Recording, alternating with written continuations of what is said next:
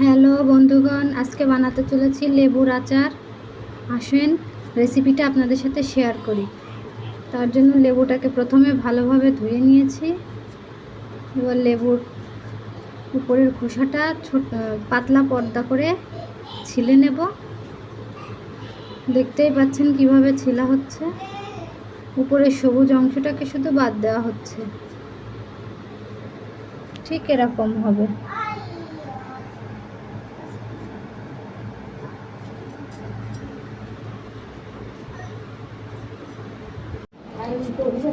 লেবুগুলো পুরোপুরি ছিলা হয়ে গেছে। লেবুর পিসগুলো দেখতে পাচ্ছেন, ছোট সাইজের লেবু। এবার এর ভিতরে দিয়ে দিতে হবে বড় বড় লেবু। এগুলাকে কি লেবু বলে? বলে যে জানালা লেবু। এই লেবুটাকে ভালোভাবে ধুয়ে পিস পিস করে কেটে এবার এর থেকে পুরো রসটাকে চিপড়ে বের করে নেব। লেবু দেখতে পাচ্ছেন, এটা কি লেবু আর এইটা কি লেবু, দুইটা আলাদা আলাদা লেবু নিতে হবে। এটাকে এইভাবে ছিলে নিতে হবে আর এইটার থেকে রসটাকে ভালোভাবে বের করে নিতে হবে। আচ্ছা, দিয়া যাবে। এই বড় লেবুগুলো গন্ধরাজ লেবু, এটা কাটা হয়ে গেছে পিস পিস করে। এবার এটা চিপড়ে এর থেকে রস বের করা হচ্ছে।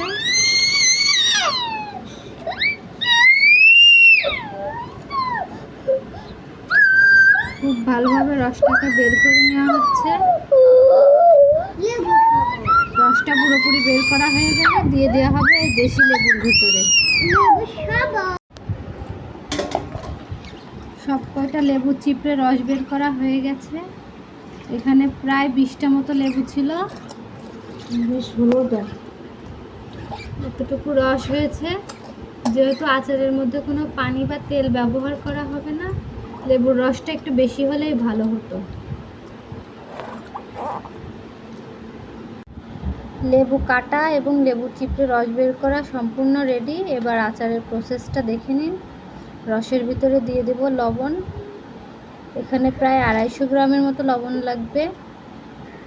লবণটাকে লেবুর রসের মধ্যে ভিজিয়ে রাখবো।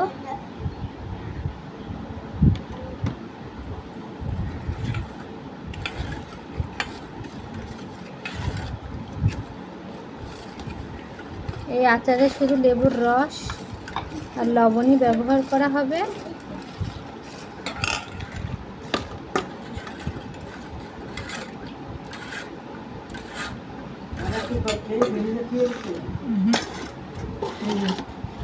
এবার কৌটার ভিতরে ছিলে রাখা লেবুগুলো দিয়ে দেব।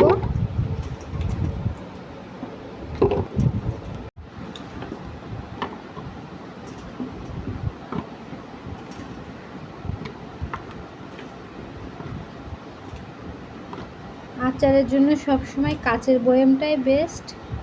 হাতের কাছে এখন বড় কাচের বয়াম নেই বলে এটাতে রাখছি, পরে তুলে কাচের বয়ামে রেখে দেব। লেবুগুলো সাজিয়ে দিলাম। এবার লবণ আর লেবুর রস মিশানো রসটা এর মধ্যে আস্তে আস্তে দিয়ে দেব।